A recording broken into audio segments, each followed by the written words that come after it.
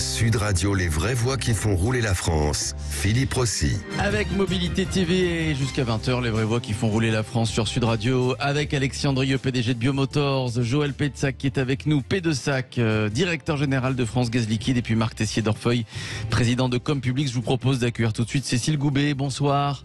Bonsoir à vous Cécile, bien dans le micro. Et voilà, Cécile Goubet, déléguée générale de l'AVER, l'Association nationale pour le développement de la mobilité électrique. Alors 83% des Français sont prêts à changer leurs habitudes de mobilité pour d'une part améliorer la qualité de l'air et lutter contre le réchauffement climatique. Les Français sont prêts à passer à l'électrique. Donc, alors, bonsoir. Bonsoir. On peut en déduire ça. On a un très fort engouement pour le véhicule électrique qui se confirme avec les années, avec des ventes qui explosent maintenant depuis plusieurs années. On est à 20% de part de marché cette année. On anticipe 50% à 2005, encore plus à 2030, mais bon, c'est un peu lointain. Donc oui, il y a un réel engouement. Et ce qui est intéressant là-dedans, c'est aussi sur les utilisateurs de véhicules électriques. On a des résultats tout à fait inédits en termes de satisfaction de véhicules, puisque l'étude qu'on avait faite auprès de 3500 utilisateurs de véhicules électriques montrait qu'il y avait 96% de satisfaction sur le véhicule, ce qui est assez énorme sur ce genre d'études-là. Bon, très bien. Alors sur le pouvoir d'achat, évidemment, l'électrique a un avantage. Alors au départ, c'est cher, mais ça peut peut-être changer. On va y revenir avec vous dans quelques instants. Bon, c'est vrai que là, avec la voiture électrique, plus de problème de coût de carburant. Alors, on a tout est lié en fait à l'évolution des prix des énergies, comme ce qu'on est en train de vivre aujourd'hui. Néanmoins, c'est vrai que le véhicule électrique est extrêmement compétitif en termes de coût du plein, vu qu'on est autour de 2 € 100 km à peu près. Ouais, pareil pour l'entretien évidemment. Et l'entretien est beaucoup moins important parce qu'il y a beaucoup moins de pièces. Ouais. Donc, Marc Tessier d'Orfeuille, comment il faut calculer il faut calculer sur le long terme en fait. Là encore, il faut prendre sa petite calculatrice, voir combien une voiture nous coûte. Non, comme je l'ai dit, je crois qu'elle nous coûtera au quotidien. D'abord, la très bonne nouvelle, c'est que l'électrique décolle vraiment. Oui, et ça, c'est vrai. une bonne nouvelle pour la pollution dans les villes. La question se pose pas. Moi, je reste aujourd'hui attaché à la mixité. Il faut que chacun trouve la voiture dont il a besoin en fonction de la taille de sa famille. Est-ce qu'il est tout seul? Est-ce qu'on en est 5? Tout ça n'est pas du même usage. Mais la bonne nouvelle, vraiment, c'est que ça décolle, que ça vient compléter. Je vous le dis, moi, je pense que sur les 15 ans qui viennent, avant d'être au tout électrique, il faut absolument porter la mixité pour que ceux qui n'ont pas les moyens puissent décider de se mettre au bioéthanol ou au GPL s'ils ne veulent pas passer à l'électrique tout de suite. Dans 15 ans, ça serait un autre débat. Oui, profitez-en maintenant. Dites-moi, est-ce que les prix d'achat vont baisser ? Ça, c'est la question que beaucoup de Français se posent. Alors en fait, jusqu'à présent, la baisse des prix, notamment sur les batteries, a été réinvestie pour avoir une augmentation de l'autonomie des véhicules. Ça, c'est vraiment ça qu'il faut avoir en tête, c'est que toute la baisse des coûts industriels a été réinvestie dans l'autonomie. Donc aujourd'hui, on a des véhicules qui sortent qui sont capables d'avoir 450-500 km d'autonomie et qui ne sont pas dans les véhicules ultra premium. Maintenant, effectivement, on va falloir entamer la trajectoire de baisse des prix. On a des études qui montrent que à partir de 2027, on pourrait arriver à des niveaux de parité entre le véhicule électrique et le véhicule thermique, mais ça va dépendre aussi de beaucoup de choses comme on vit aujourd'hui en termes de prix de l'énergie, coût des matières premières, etc. Aujourd'hui, en moyenne, c'est combien une voiture électrique ? Ça dépend vraiment du type de véhicule que vous pouvez avoir. Donc en neuf, vous allez pouvoir... En moyenne, ce qu'il faut compter... En premier prix, par exemple, voilà, quelqu'un qui veut investir en premier prix. Ce qu'il faut compter, c'est un écart à peu près de 10 000 € par rapport à l'équivalent thermique à neuf. Oui. Marc. Mais il y a des aides de l'État. Exactement. Il faut le rappeler. Bien sûr, oui, vous avez raison. Donc, in fine, avec les aides, on arrive au même prix. C'est très subventionné et c'est un choix de l'État. Justement, les aides de l'État, pour ceux qui nous écoutent, quelle part ces aides dans la somme totale de la voiture électrique? Vous allez avoir plusieurs types d'aides. Donc les aides à l'achat, ça va être un bonus écologique de 6 000 €. Si vous êtes éligible à la prime à la conversion, c'est 5 000 €. Ça fait déjà 11 000 € d'aide. Donc ça permet de complètement combler le gap entre les deux. Derrière, vous avez aussi des aides pour installer vos bornes de recharge, notamment sur tout ce qui est copropriété, bâtiment collectif. 960 € par point de charge. Ça, c'est le programme Advenir qu'on gère à l'AVER France. Et derrière, vous avez plein d'aides à l'usage. Donc, par exemple, à Paris, c'est 6 heures de stationnement gratuit. Ça a aussi un petit impact en termes d'économie sur le portefeuille. Tiens, j'aimerais vous entendre là-dessus, Alexis Andrieux et Joël Pétsac. Vous êtes optimiste, vous, sur cette transition à l'électrique? Tiens, c'est jouable, le tout électrique pour 2035? Alexis?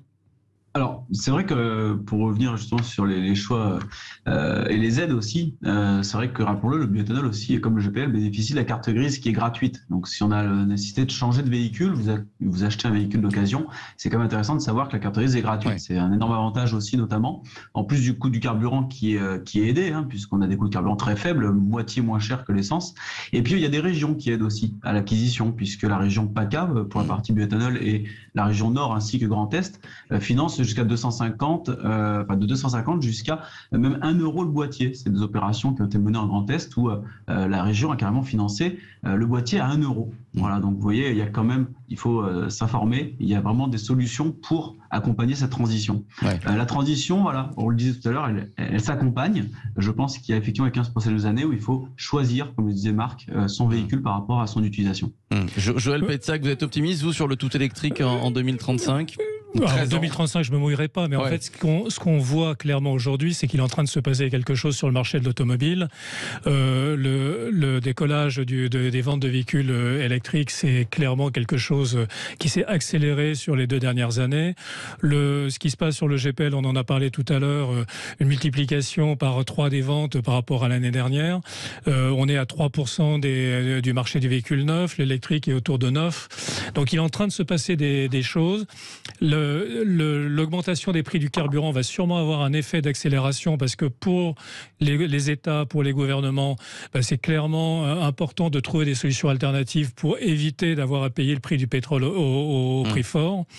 Et donc, les solutions qui sont déjà détaxées finalement, parce que l'électricité est moins taxée, le GPL est moins taxé, le bioéthanol est moins taxé, c'est pas des réductions de taxes qu'il faut faire puisqu'on a déjà des taxes qui sont plus faibles que sur les autres. Donc, par contre, c'est dommage que le gouvernement n'utilise pas ces arguments-là pour dire, plutôt que de s'enfermer sur des distributions de chèques ou des mesures, déjà faire valoir les solutions qui existent. On parle du véhicule électrique, du véhicule gaz, permettre aux gens, au moins quand c'est porté au plus haut niveau de l'État, ça donne une crédibilité aux solutions et qui rend les choses finalement simples et c'est la meilleure des garanties. Ouais. Tiens, Marc Tessier d'Orfeuille, je vous voyais acquiescer. Non, je suis 100% d'accord. 100% d'accord. Lui. Ouais. Pour l'instant, il faut être dans cette transition et avoir des aides qui accompagnent le tout. Il y a une autre solution dans l'électrique qu'on n'a pas abordée, c'est le rétrofit de demain. C'est-à-dire que votre voiture diesel, peut-être que dans 10 ans, au lieu de la mettre à la casse, on décide de lui enlever son moteur diesel et mettre un moteur électrique. Voilà, ouais. Ça, ce sont des autres possibilités qui, un jour, là aussi, les coûts baisseront et sur lequel, en tout cas, nous, on le voit avec le Club des voitures écologiques, du côté des bus et des cars scolaires, il y a des demandes qui sont évidentes parce qu'aujourd'hui, un car scolaire, c'est 600 000 € neuf et c'est chinois si c'est en électrique, c'est 150 000 en rétrofitage. Et si on veut atteindre aujourd'hui des objectifs plus rapides de décarbonation des flottes collectives, le rétrofit vient compléter, bien sûr, l'électrique. En tout cas, le rétrofit est officiellement reconnu depuis 1 an. Donc, voilà, vous voyez qu'on avance petit à petit. 74% des Français, 7 Français sur 10 prêts à acheter un véhicule électrique, mais d'occasion. Est-ce que les voitures électriques d'occasion, est-ce qu'il y en aura bientôt, Cécile Goubet ? Alors effectivement, on s'inscrit dans un marché qui est relativement naissant, vu que les premiers véhicules électriques sont arrivés en concession il y a 10 ans en fait. Et la diversification des modèles et l'augmentation d'autonomie, finalement, ça date d'il y a 2-3 ans. Donc en fait, le marché de l'occasion va commencer à être alimenté avec ces véhicules, cette diversité de véhicules qui correspondent à plein d'usages maintenant, et ça va augmenter dans les années à venir. On sait que c'est extrêmement important parce que finalement, un Français, il achète son véhicule neuf après 55 ans. Donc en fait, la grosse partie de la révolution, elle va se faire grâce au marché de l'occasion. Alors beaucoup de questions sur les réseaux sociaux, le compte Twitter de Sud Radio, sur les bornes de recharge. Beaucoup d'auditeurs qui nous écoutent et qui nous disent comment je peux être sûr avec ma voiture électrique de ne pas avoir une panne et d'être à court de batterie et avoir une borne de recharge assez proche. Où en est-on là encore, Cécile Goubet ? Alors, sur les points de recharge... Sur le déploiement. Alors, voilà, parce que ça se divise en plusieurs catégories. Sur la partie ouverte au public, donc les fameux 100 000 points de recharge qui étaient l'objectif à la fin de l'année, on en a 54 000.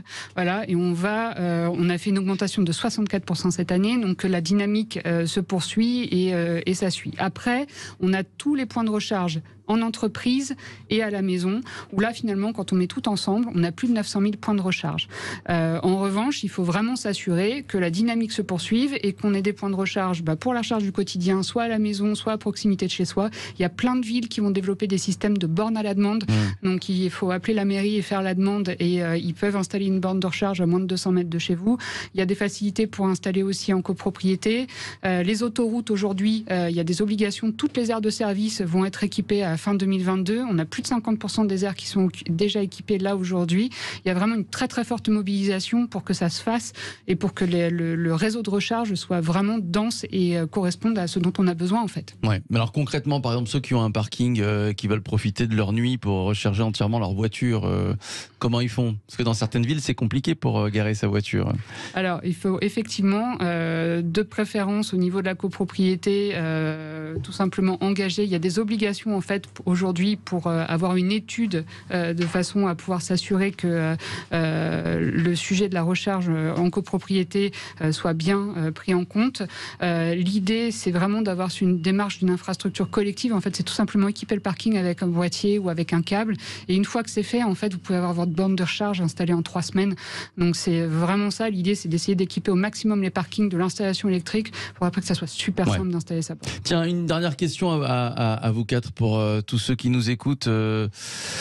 Vos impressions après avoir roulé à l'électrique Tiens, Joël Pétsac. C'est vrai que c'est enthousiasmant. Ouais. Ce sont des véhicules qui, ça fait pas de bruit, ça répond bien.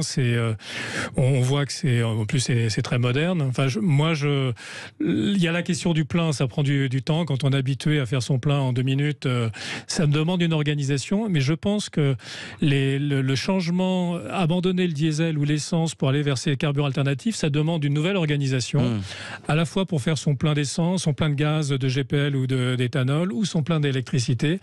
Ça demande d'avoir une approche différente, de s'organiser en conséquence, mais après, ça change vraiment la vie. Ouais. Merci à vous, merci Cécile Goubet, déléguée générale de l'AVER, c'est l'Association nationale pour le développement de la mobilité électrique. Merci à vous, Joël Pétsac, directeur général de France Gaz Liquide, Marc Tessier-Dorfeuille qui est avec nous, président de ComPublic, et puis Alexis Andrieux, PDG de Biomotors. Tiens, juste un dernier mot pour vous dire que le CNPA change de nom. Le Conseil national des professions de l'automobile devient maintenant Mobiliance. On va en parler dans une semaine, jeudi prochain. Prenez note puisque le président Francis Bartholomé sera entre 19h15 et 20h sur Sud Radio. Avec nous, il répondra à vos questions et aux questions des journalistes qui seront présents dans ce studio. Voilà, Francis Bartholomé. Dans une semaine, dans les vraies voix qui font rouler la France, dans les médias, c'est le Loft Music.